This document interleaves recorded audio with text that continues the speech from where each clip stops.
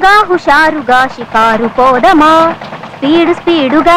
బావా బావా, ఓయ్ నీ కార్కి స్టార్టింగ్ ట్రబులే గాని పాపం చాలా మంచిగుండ.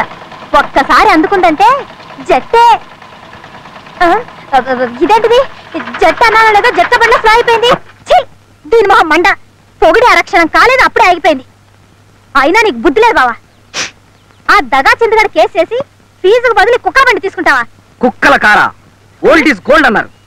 ఈయన్ని వేలం పాటేస్తే కోహినూరు వజ్రం లాగా, Tipu Sultan కత్తిలాగా, Elvis Presley dryer లాగా, మర్లిన్ మన్లో బ్రా లాగా లక్షలు లక్షలు సామాన్లు కొంటాం,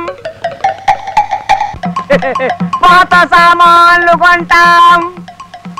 వీడెక్కడ దాపురించాడు నా ప్రాణానికి. పిండం పెట్టే వేళ కాకులొచ్చి వాలిపోయినట్టుగా వాలిపోతున్నాడు. బావా బేరం కుదరకపోతే 2 జిల్లు ఎక్కువ అడుగుదాం, అంతేగాని కారం కూడా మానేస్తావా? ఏమంటావు? నిన్ను దొరకవే. దొరకను.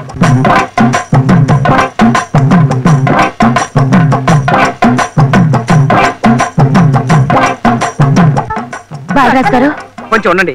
దొరకవే. Excuse me, can you help me? కార్లో డ్రాప్ చేయడం మాత్రం కుదరదండి. దీనికన్నా అబ్బా రిక్షాలో వెళ్ళడం బెటర్. నోర్మి, అదే లేదండి. ఒక అరగంట టైమే ఉండి విమానంలాగా తయారు చేస్తాను. విమానం లాగానా? Yes. గోవిందా గోవిందా. ఏమండి, ఇది విమానం అయితే నేను ఎయిర్ హోస్టెస్ లాగా. Your attention please. హైదరాబాద్ నుండి బెంగళూరు వెళ్లే విమానం కొద్ది క్షణాల్లో కింద పడుతుంది. Krishna, this is too much. మీరు నా కేసు టేకప్ చేయాలి. కేసా? నేనా? Oh my god. బాబాయ్ కార్ స్టార్ట్ అయిపోయింది. మీరు కూర్చోండి. అలాగే. మీ కేసు విషయంలో పెద్దగా తెలివితేటలు ఉపయోగించాల్సిన అవసరం లేదండి. పైగా 2వ కంటికి తెలియకుండా రిజిస్టర్ మ్యారేజ్ చేసుకుంటేనో 3వ కంటికి తెలియకుండా గుళ్ళో మ్యారేజ్ చేసుకుంటేనో ఆలోచించాలి కానీ. ఏం కృష్ణ? మరీ అలా తీసిపడేయకండి సార్. లక్షలతో వ్యవహారం. వాళ్ళ మామగారు రాక్షసులని చెప్తున్నారు. పైగా మనకు ప్రత్యర్థి బసవరాజు. ఏ బసవరాజుకి ఏమైనా కొమ్ములున్నాయా? పైగా వాళ్ళ మామగారు ఊరికే బెదిరిస్తున్నారంతే. ఏమంటారండి? మా వివాహం జరిగింది ఊళ్ళోనే, తర్వాత రిజిస్టర్ కూడా చేయించాం. ఇంకే కేసు దూది పింజరా ఎగిరిపోయిందండి. రిజిస్టర్ ఆఫీస్కి వెళ్ళి ఆ సర్టిఫికెట్లు తీసుకొచ్చి కింద కోర్టులో ఓపీ తీసుకుంటాం. That's all. మరీ అంత తేలికైతే క్లయింట్స్ ఉన్నారు. మరీ అంత తేలికైతే బసవరాజు ఎందుకు ఒప్పుకోలేదు? వాళ్ళ మామగారంటే భయమై ఉండొచ్చు. మీరు ఈ కేసు గెలిచినట్టే భావించండి. చాలా థ్యాంక్స్ అండి. తీసుకోండి. స్వీట్సా? కేసు గెలవాలి కదండి. అయ్యో క్యాషా? ఇప్పుడు ఎందుకండి? బావా కొంచెం లోపలికి వస్తావా? ఎందుకు? అబ్బా అలా కొట్టిపారే బావా, ముందు రా చెప్తా. Excuse me please. పదా.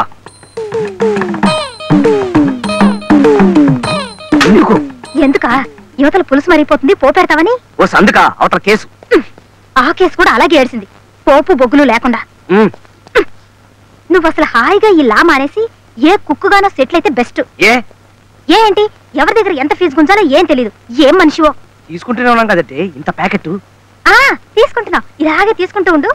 రేపు కేసు గెలిచిన తర్వాత ఫీజు కింద తవలపాకు, బళ్ళారక్క, పావలా బిళ్ళ చేతికి అందిస్తారు. ఏమిటో నువ్వు చెప్పేది నాకేం అర్థం కావట్లేదే. నా మాట కొంచెం వినుబావా. మనం గనక కేసు గెలిపించకపోతే ఆవిడ ఆస్తి మొత్తం వాళ్ళ మావగారు కొట్టేస్తాడు. అలాంటి ఆస్తిని మనం అడ్డం కొట్టి ఆవిడకి అప్పగిస్తున్నాం. అందులో కొంత పర్సెంట్ అడుగుదాం. నా ఎస్టిమేషన్ ప్రకారం అధమా పక్ష సుజాత గారి ఆస్తి ₹1,00,00,000 ఉంటుంది. అందులో ఓ 2% అడుగుదాం. 2% అంటే ఓ 20 రూపీసు. వెర్రి మొహమా, 2 లక్షలు. 2 లక్షలు?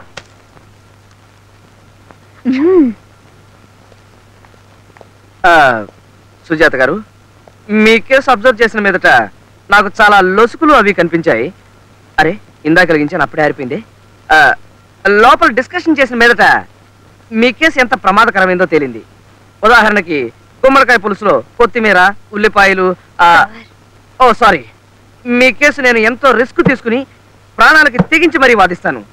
కానీ నా ఫీజు ఉందిలేండి. అమ్మా, మీకు ఎంత ఆస్తున్నా సరే నాకు మాత్రం 2% కావాలి.